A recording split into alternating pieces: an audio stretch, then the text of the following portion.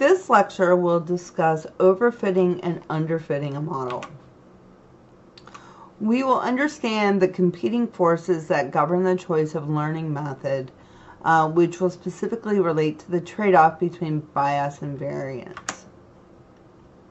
Let's first define some of these concepts. What is the bias of a learning method? The bias refers to the error that is introduced by modeling real-life problem, which is usually more complicated than what we include in our model by using a simpler problem. So for example, when we use linear regression, we're going to assume that there is a linear relationship, when in fact there may actually be a quadratic relationship. In another example here, still with linear regression, is that we can assume that the relationship between x and y are linear, but in real life, they're not exactly linear. They're going to introduce some bias into our model. Generally, the more flexible or complex a machine learning method is, the less bias that will generally be exhibited by that model. So more complexity means a lower bias for the model itself. The variance refers to how much you estimate for your function f would change if you had had a different training data set. That is the error that is caused because the learning algorithm overreacts. That means it is very sensitive to small changes or noise in that training data set. A model with many degrees of freedom, for example, a high degree polynomial, is likely to have a high variance and thus overfit the training data set. Generally, the more flexible or complex a machine learning method is, the more variance it has. Whereas before we had talked about the idea that the more complex the method is, the lower the bias. But the more complex your method is, the more variance you have, and so here you end up with that trade-off. Now let's go ahead and look at the formula here for the expected test mean squared error. It can be shown that for any given value of x that we fit, the expected test mean squared error for a new y will be equal to this function that's shown here. The expected value, where it is y minus the expected value of f of that particular x point squared, it's going to be equal to your bias squared plus variance plus some irreducible amount of error. What this means is that, as this method gets more complex, the bias will decrease, but the variance will increase. So your expected mean squared error may go up or down. It does not necessarily mean that it's going to go down. Also, the irreducible error is due to the noisiness of the data itself. The only way to reduce this irreducible error is to actually clean up your data. Therefore, to minimize the expected mean squared error, we must use a machine learning method that simultaneously achieves low variance and low bias. Let's dig a little bit deeper here on overfitting and underfitting and what it means in the relationship to variance and bias trade-offs. So starting with overfitting, more parameters will always result in a better fit to the data, but not necessarily mean that it is a better description of the data. So let's say you have this data here. These points, you could fit a simple line, and that includes two of the parameters. You have your intercept and your slope that you fit, and this is a good description, but it's a poor fit for your data itself. Now you can include this or fit it to this polynomial that you see here on the right. It's a poor description, but it's going to be a good fit because you get exactly every point. So it is when you try to extrapolate a new data point that the data set has not yet seen to find out if it's a good description of the future and see what we're, and so that's what we're going to actually be looking at here. So let's look at a couple more examples. Suppose you have this data set here. An example of underfitted model would be the simple linear regression here that you would fit a line that you see in graph B. It's not really capturing the underlying relationship between the age and income in this case.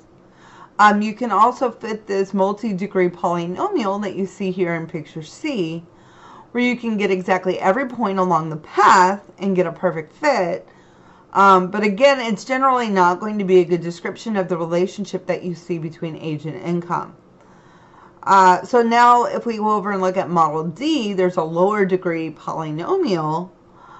It's not quite as complicated as C, but it's not quite as simple as model B. It's somewhere in the middle. So you can see that it's just right, which makes it a much better description of what is going on. And you see as your age increases, you typically see an increase in income up to a certain point, and then it starts to decrease. This could be a much better description of this set of data. And so you're somewhere between the underfit and the overfit model, and that's where you're going to try to ultimately achieve with all of the models that you fit. Let me use another way to kind of describe what we're seeing here. In the context of accuracy versus the prediction, here you have 4 different types of models that you could fit. Now they can have low accuracy, which is this one over here on the top left. It's going to have low accuracy and low precision. And then we see the one here on the bottom right. It has high accuracy and high precision, which is, it's nearly impossible to fit a model that's going to be exactly like the one on the bottom right.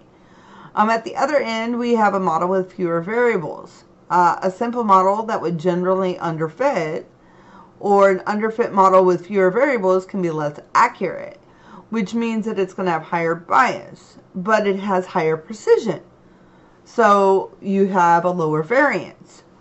So you can see that the estimates here are pretty close to each other, but you have that low variance.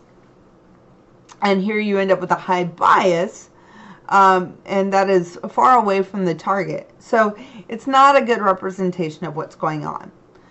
Here on the bottom left, if we were to include the full model, and what I mean by full model is that we included all of the variables that we have at our disposal into our model, you would have a model that would lead to high accuracy, but once again, low precision. Again, it's going to be more accurate, which means it would lower our bias, but it's going to be a lower precision, which means it's going to be higher variance within your estimates.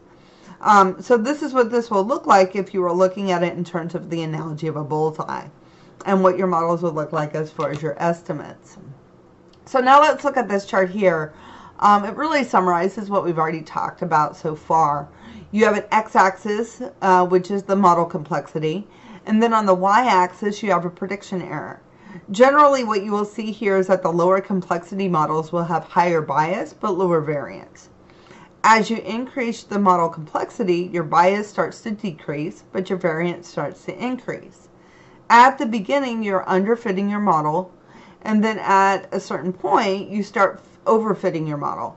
And really what we're trying to do is to find this an optimal model that's right here in the middle that produces the lowest error in our predictions.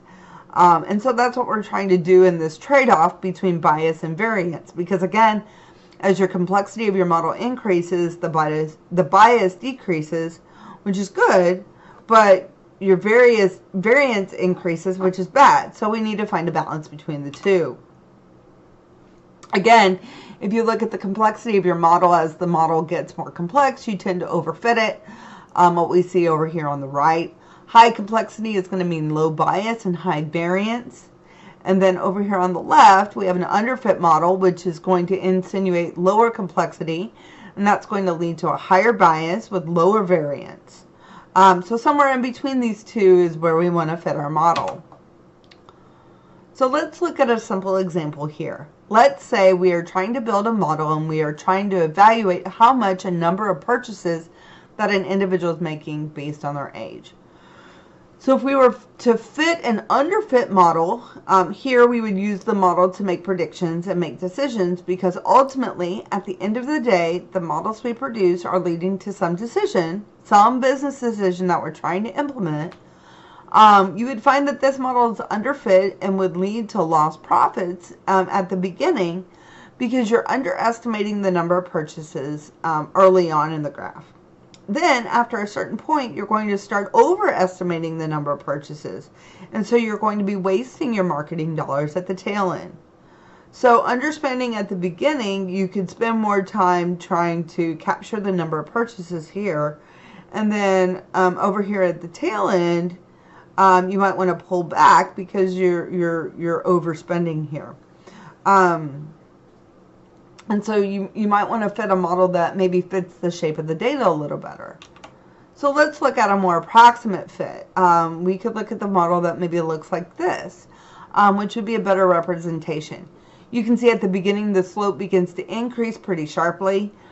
We want to then use this to more effectively optimize our marketing spending. And then you can see that there are changes along the age spectrum and the slope begins to decrease at a certain point. We would want to factor that into the decisions we're making based about our marketing spending. And again, this is just going to be another example.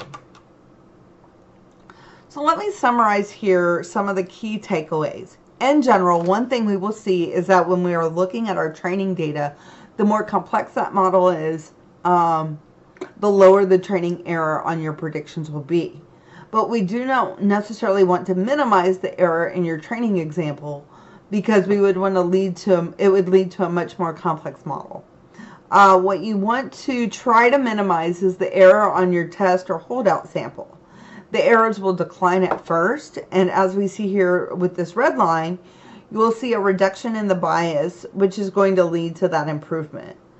But your variance will start to increase, and at a certain point it will start to dominate the increase in the variance, and it will start to dominate what you're seeing in your overall prediction error.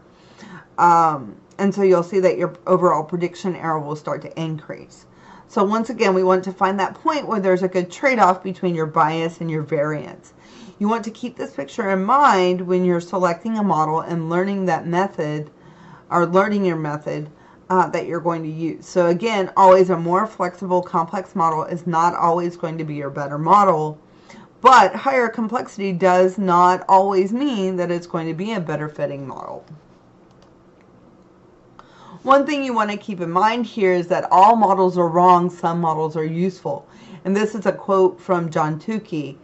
Again, as a reminder, our models are intentional simplifications of real-world processes, and they add value and they add insight to the process, and they help us to apply better judgment. As a result, you want to keep in mind that modeling is an iterative process. You want to keep in mind that acronym, the KISS acronym here, keep it simple. Start with a simple model first that includes the key features, and then start. Keep it simple and start. You don't necessarily want to start with the most complicated model. We want to start with a simpler model and then iterate from that point forward. You also want to make sure you revisit all of the underlying assumptions that you have made, including the quality of your data, to make sure that the quality of your data is adequate, because another thing to keep in mind is garbage in, garbage out. And I will leave you with that for now.